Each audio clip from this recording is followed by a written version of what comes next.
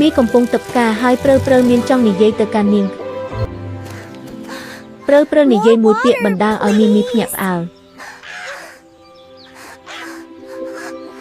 មីធ្វើការសន្ទនាជាមួយព្រើហើយព្រើកំប្លែងមួយ So big. Pretty flowers. ព្រើបង្ហាញរូបមន្តមួយហើយមីភ្ញាក់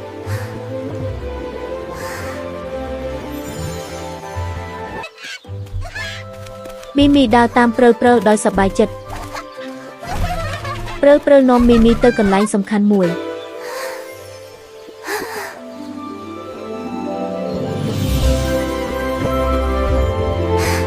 មីបានស្វែងរកការពិសេសជាមួយមិត្តថ្មីរបស់នាង We found the secret garden.